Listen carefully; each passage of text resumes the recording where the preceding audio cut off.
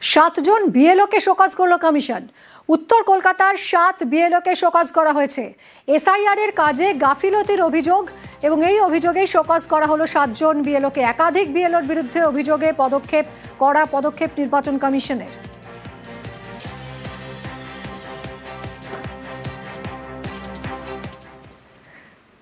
অথচ এখনো বাড়ি বাড়ি গিয়ে এসআইআর এর ফর্ম জমায় অনীহা বিএলওদের। কমিশনের কড়া বার্তা শোকজের পরেও এই অনীহা দেখা যাচ্ছে। আলিপুরদুয়ারে বাড়িতে ডেকে ভোটারদের ফর্ম জমা বিএলওর। এখন ফর্ম জমা নেওয়ার পালা চলছে, বাড়ি বাড়ি গিয়ে ফর্ম জমা নেওয়ার কথা বিএলওদের। কিন্তু আলিপুরদুয়ারের এই বিএলওকে দেখা গেল তিনি বাড়িতে বসে রয়েছেন, তার কাছে এসে ফর্ম জমা দিতে হচ্ছে ভোটারদের। বিএলওর ভূমিকায় সরব ভোটাররা। কথা বলবো রাজকুমারের সঙ্গে। রাজকুমার, এটা তো করার কথা নয় বিএলওর, কি বলছেন তিনি?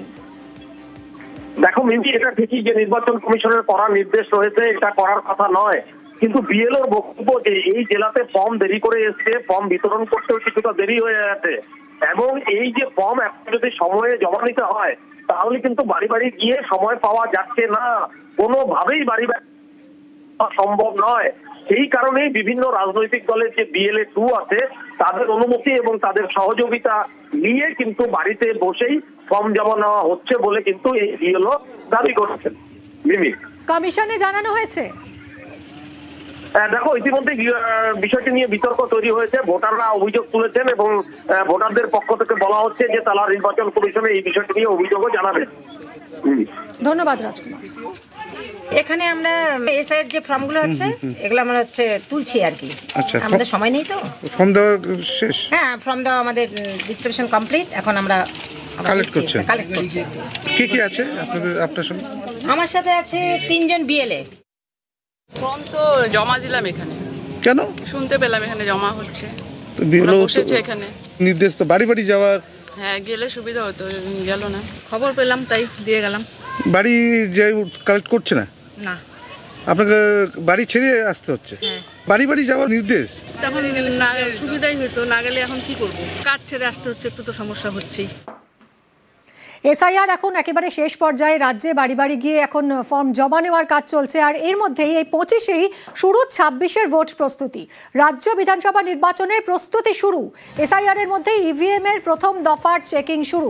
সোমরাজ রয়েছে আমার সঙ্গে, আরো বিশদে জানাবে সোমরাজ। দেখো, জাতীয় নির্বাচন কমিশনের তরফে বিশেষ প্রশিক্ষণ কর্মসূচি মূলত ইভিএম এর যে ফার্স্ট লেভেল চেকিং অর্থাৎ প্রথম পর্যায়ের চেকিং, সেই চেকিং ও প্রশিক্ষণ নিয়েই আজ বিশেষ কর্মসূচি জাতীয় নির্বাচন কমিশনের। যে কর্মসূচিতে রাজ্যের সব জেলার জেলাশাসক তথা ডিস্ট্রিক্ট ইলেকশন অফিসাররা রয়েছেন। মূলত রাজ্য বিধানসভা নির্বাচনের প্রস্তুতি এই কর্মসূচি বা প্রশিক্ষণে নেওয়া হবে, তেমনটাই কমিশন সূত্রে খবর। পাশাপাশি একদম প্রশিক্ষণের শেষ পর্যায়ে স্পেশাল ইন্টেন্সিভ রিভিশন, তুমি জানো আমাদের রাজ্যে চলছে, সেই স্পেশাল ইন্টেন্সিভ রিভিশন নিয়েও এক প্রস্ত আলোচনা হতে পারে, তেমনটাই কমিশন সূত্রে জানা যাচ্ছে। ইতিমধ্যেই বৈঠক আর কিছুক্ষণের মধ্যেই শুরু হবে। বিশেষত প্রশিক্ষণ কর্মসূচি, যে প্রশিক্ষণ কর্মসূচিতে জাতীয় নির্বাচন কমিশন থেকে ইতিমধ্যেই বিশেষজ্ঞরা এসছেন, টেকনিক্যাল এক্সপার্টরা এসছেন। তারা জেলাশাসক এবং অতিরিক্ত জেলাশাসকদের ইভিএম এর প্রথম দফার চেকিং নিয়ে বিশেষ যে প্রশিক্ষণ কর্মসূচি, সেই প্রশিক্ষণ কর্মসূচিতে বিভিন্ন বিষয় নিয়ে প্রশিক্ষণ দেবেন। মূলত ইভিএম এর প্রথম দফার চেকিং নিয়ে প্রশিক্ষণ দেবেন। ইতিমধ্যেই সব জেলার জেলাশাসক তথা ডিস্ট্রিক্ট ইলেকশন অফিসাররা এসে উপস্থিত হয়েছেন। আর কিছুক্ষণের মধ্যেই শুরু হবে এই প্রশিক্ষণ কর্মসূচি। ধন্যবাদ সোমরাজ।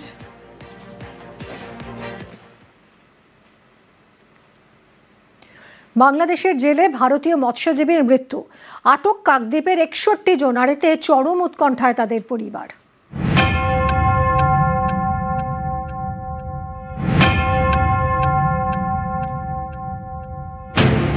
দক্ষিণ 24 পরগনার কাকদ্বীপ।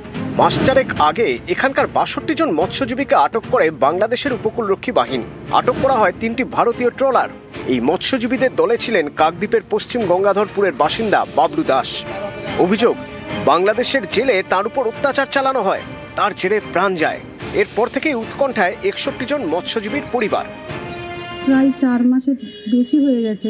আমরা তো এখন কিছু একদিনের জন্য ওনার সাথে আমরা এখনো যোগাযোগ করতেও পারিনি, কোনো কথা না, কোনো কিছু না। এখন আমাদের হচ্ছে উনি একজনই ইনকাম রোজগার করার মানুষ, আর আমার হচ্ছে 2টো মেয়ে আছে। এখন ইনকাম করারও কেউ নেই।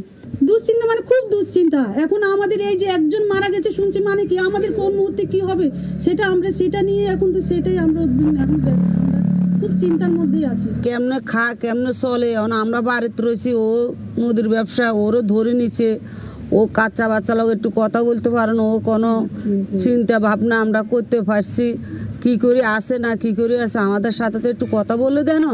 এবার আমার কাচ্চা বাচ্চা কান্না কান্নি করি আমরা।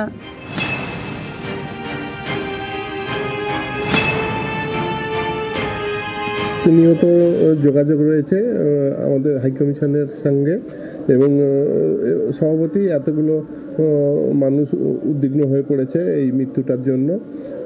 তো আমরা চালাচ্ছি এবং কবে ওদেরকে ছাড়িয়ে আনা যাবে সে বিষয়ে আমরা এখনও নিশ্চিন্ত নই, তবে আশা করছি খুব তাড়াতাড়ি একটা কিছু ব্যবস্থা হবে। গত শনিবার ভারতীয় জল সীমান্তে ঢুকে পড়ে বাংলাদেশের একটি ট্রলার। 29 জন মৎস্যজীবীকে আটক করে ভারতীয় উপকূলরক্ষী বাহিনী। এরপর বুধবার ফের ভারতীয় জল সীমান্তে ঢুকে পড়ায় 28 জন মৎস্যজীবীকে আটক করা হয়। তারা এই দেশে সেবা যত্নই পান। আমরা কুয়াশাতে দেখতে পারি নাই, মানে বর্ডার পার হয়ে গেছে বলে মানে গ্রামে দিয়েছিলাম। খাওয়া দাওয়া ঠিক দিয়েছে তো, কিন্তু বাংলাদেশে উল্টো ছবি। সম্প্রতি 62 জন মৎস্যজীবীকে আটক করা হয় বাংলাদেশে। অভিযোগ, তাদের মধ্যে বাবলু দাসকে মারধর করা হয়, তার জেরে জেলে মৃত্যু হয়। এরপর থেকেই উৎকণ্ঠায় 61 জন মৎস্যজীবীর পরিবার। কাকদ্বীপ থেকে Biswajit Haldar, news 18 Bangla. BLRO office যেন ঘুঘুর বাসা, সরকারি দফতরে বসে বসে ঘুষ নিচ্ছেন বড়বাবু। চাঞ্চল্যকর ভিডিও ভাইরাল হয়েছে সোশ্যাল মিডিয়ায়। অভিযোগ, গঙ্গারামপুরের বিএলআরও অফিসে নাকি অলিখিত নিয়ম, ফেলো করি তবে কাজ।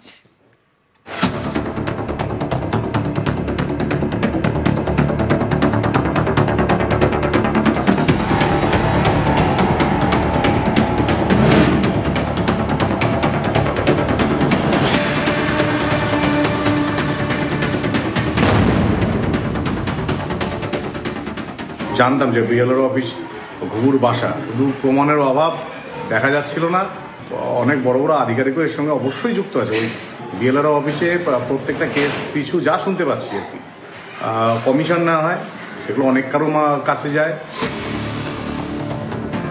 দক্ষিণ দিনাজপুরের গঙ্গারামপুর, এখানকার বিএলআরও অফিসে ঘুষ না দিলে নাকি কোনো কাজই হয় না। অভিযোগ স্থানীয়দের। এরই মাঝে একটি ভিডিও ভাইরাল। সেখানে সরকারি অফিসারকে ঘুষ নিতে দেখা যাচ্ছে বলে দাবি। এর সত্যতা যাচাই করেনি নিউজ 18 বাংলা।